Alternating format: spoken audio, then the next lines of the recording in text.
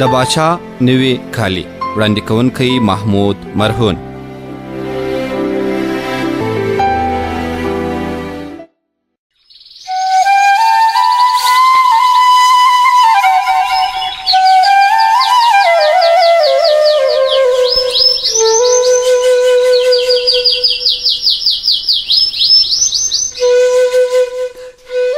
په پخوا زمانو کې یو باچا و چې هر وخت یې غوښتل ښه کالیګان واغوندي. د باچا خاصو خیاطانو هر ورځ هغه ته نوي کالي ورجوړول. اخر خیاطانو دونه کالي ورجوړ کړل چې ټول رقمونه یې خلاص ول. مغروره باچا ته درد ورغلی او نارې یې کړې، ما دا رقم کالي پخوا هم اغوستي دي، تاسې نه پوهېږئ چې زه 2 وارې یو رقم کالي نه اغوندم؟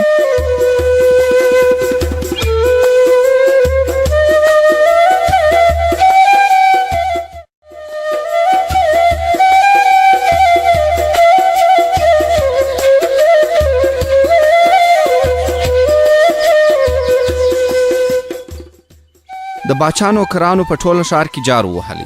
که هر چا باچا ته نوي ښایسته کالي ور جوړ کړل نو ډېر لوی انعام به ورکړو.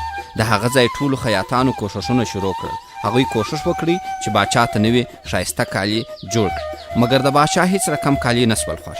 بدرنګه باچا دا نه ویل چې دی بدرنګه او چاغ دی، ویل به یې د خلکو کالي بدرنګه دي.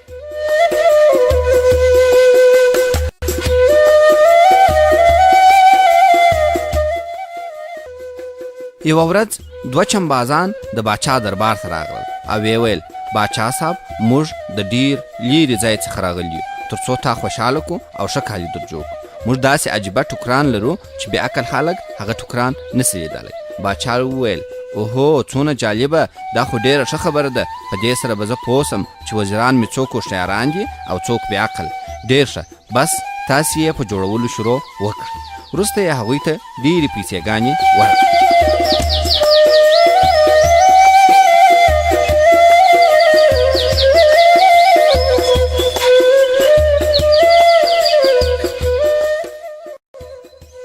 خلکو پیسې واخیستې، بیا یې داسې کارونه شروع کړه لکه کالي چې ګنډي. د شپې او ورځې د ماشینانو کړپی و، کړپ کړپ کړوپ کړوپ.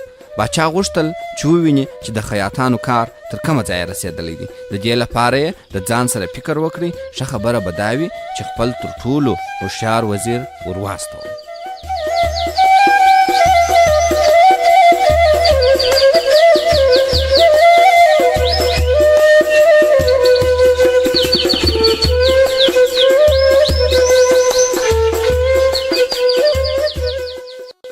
وزیر د خیاطانو وخونې ته ورغلی، که ګوري چې خیاطان اخته دي، خو په ماشین کې ټوکران نه معلومیږي. ډېر حیران سو. هر څونه چې هاخوا و دې خوا ته وکتل، هیڅ شی یې ونه لیدل. وزیر ډېر هوښیار و او با تجربه سړی و. د ځان سره یې فکر وکړي، دا خو ډېره بده سوه. اوس که زه رښتیا ووایم، باچا به فکر وکړي چې زه احمق سړی یم. هغه به ما ته وایي، احمقه، رزیله، وځه زما د دربار څخه. نو په دې خاطر وزیر باچا ته ویل، باچا صاحب تر اوسه مې دونه ښایسته ټوکران نه دي لیدلي، فکر کوم ستا به ډېر خوښ سي دا کالي. باچا ډېر خوشحاله سو او خیاطانو ته یې نورې پیسې هم ورکړې.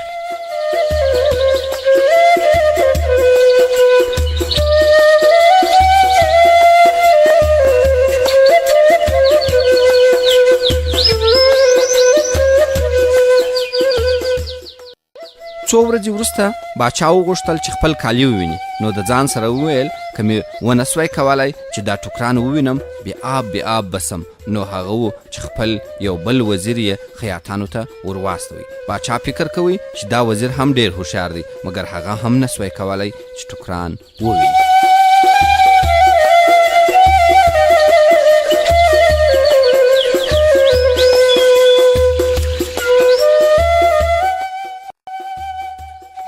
دا وزیر هم وبېرېدی چې داسې نوي باچا دته خوشکه وکړي. نو په دې خاطر یې ویل، باچا صاحب باور وکړه چې ډېر ښایسته ټوکران دي.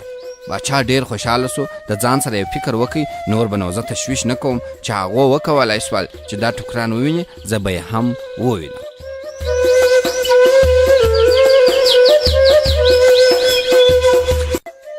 باچا مطمئن و چې وزیران یې د ده په اندازه هوښیاران نه دي. نو هغه و چې د خپلو 2 وزیرانو او نوکرانو سره د خپلې ماڼۍ څخه راووتی. 2 وزیرانو وویل، باچا صاحب خدای دې وکړي چې دا جالبه کالي ستا خوښ.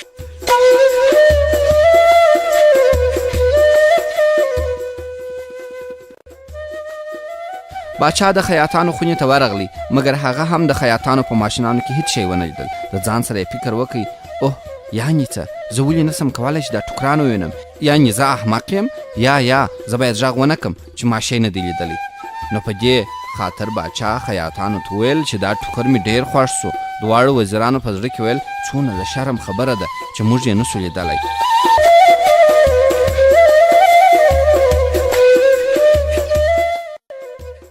باچا خیاطانو ته ډېرې طلاوې ورکړې او خیاطان هغسې مصروف وه. کرپه کرپه کروپه کروپه. یو څو ورځې وروسته یې باچا ته خبر ورکړی چې کالي تیار سوه. دوی داسې را روان وه لکه په لاسو کې چې یې کالي وي.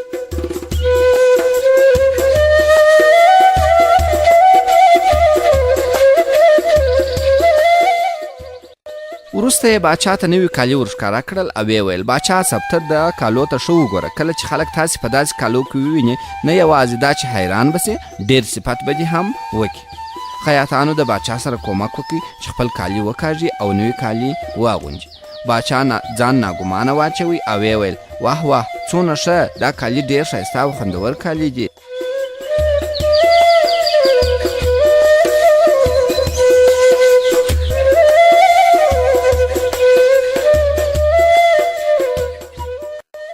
وروسته یې خپلو وزیرانو ته ورغږ کړل، خوښ مو سول؟ هغو ورته وویل ولې نه، څونه ښایسته کالي دي، څونه ښه در سره ایسي باچا صاحب. په دې وخت کې په ټول وطن کې د باچا د نوي کالو په اړه خبرې کېدلې.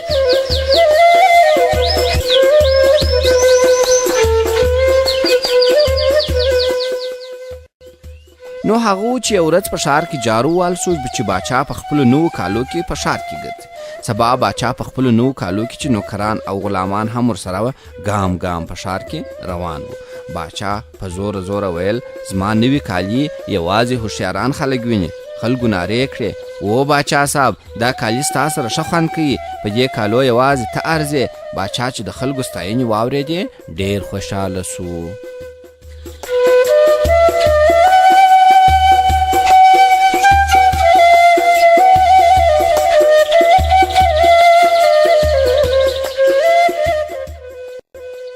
وروسته یو کوچني په زوره وخندل او ویې ویل هلته ګورئ دغه سړي کالي نه دي اغوستي.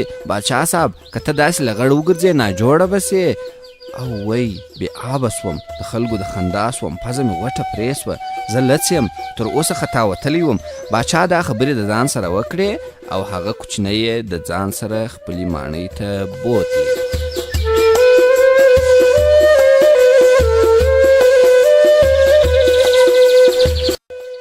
خلکو د یو او بل په غوږ کې پسپسک وکړي چې باچا به هلک خوارکی مړ کړي. مګر یو څه وخت چې تیر سو، باچا د هلک مور او پلار خپل قصر ته راوغوښتل او هغو ته یې وویل ستاسې زوی یو هوښیار هلک دی، دی دونه ښه هلک دی چې ما ته یې رښتیا وویل. وروسته باچا د هلک مور او پلار ته ډېرې تحفې ورکړې. د هغه ورځې وروسته باچا صاحب د دې پر ځای د خپلو کالو په اړه فکر وکړي، د خلکو د کارو په اړه یې فکر کوي.